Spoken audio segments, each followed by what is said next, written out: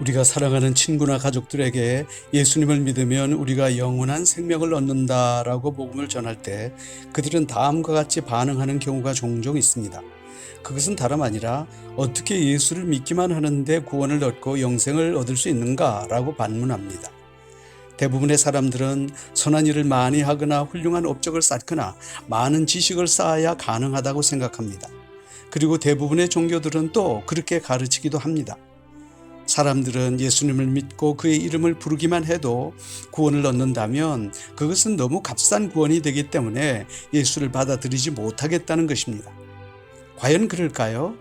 과연 예수 그리스도를 믿고 그의 이름을 부르는 자는 구원을 얻는다는 것이 그들이 생각하는 만큼 값싼 구원일까요? 전혀 그렇지 않습니다. 가장 비싼 구원을 선물로 얻는 것입니다. 하나님이 친히 인간이 되셔서 우리의 구원의 문제를 해결하기 위하여 십자가에 피 흘려 죽으셨습니다. 우리의 구원을 위하여 어마어마한 대가를 치르신 것입니다. 다시 말해서 그분이 내가 치러야 할 구원의 대가를 다 대신하여 치러주신 것입니다. 그래서 우리가 그를 믿고 그의 이름을 부르기만 해도 하나님은 구원을 우리에게 선물로 주시는 것입니다. 이것을 우리는 은혜라고 말합니다. 이조시대에 어릴 때부터 너무나 사랑하는 두 친구가 있었습니다. 희성과 정술이었습니다.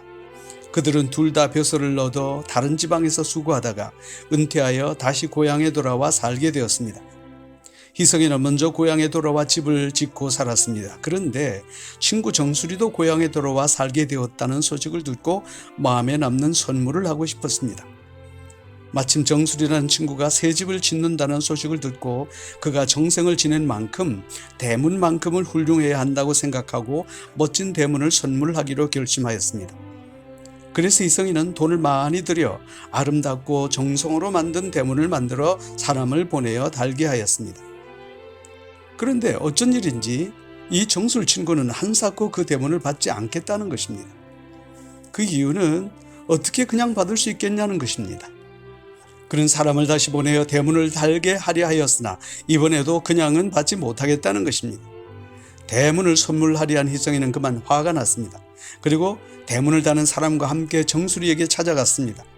그런데 놀라운 것은 희성이가 갑자기 도끼를 꺼내 들더니만 그 비싼 대문을 박살을 내는 게 아닙니까?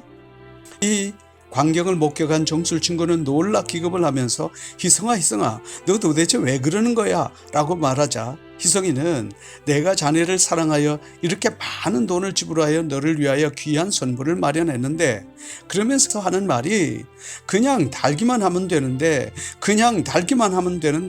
라고 말하더라는 것입니다.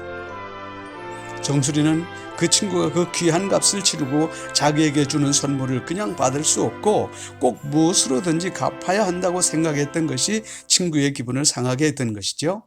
정수리는 깊이 사죄하였습니다. 그리고 희성이가 해주는 그 귀한 선물인 대문을 달아서 친구들은 행복하게 함께 여생을 보낼 수 있었다고 합니다. 아직까지 하나님을 알지 못하는 여러분, 부디 정술 친구와 같이 착각하시기 마시기 바랍니다. 예수님께서 여러분을 사랑하셔서 가장 값진 자신의 목숨을 내어주시고 십자가에 피 흘려주신 사건은 가장 귀한 선물입니다. 정수리가 희성이의 선물을 감사하게 받고 그저 달기만 하면 되는 것과 마찬가지로 여러분들이 예수님이 주신 그 귀한 생명과 복음을 감사함으로 받기만 하시면 됩니다.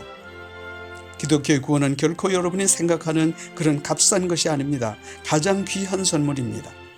이번 성탄절의 방송을 통하여 여러분에게 찾아오시는 그 예수님이란 귀한 선물을 부디 외면하지 마시고 믿음으로 받아들여 천국과 영생을 선물로 받는 귀한 여러분들이 되시기를 기도합니다.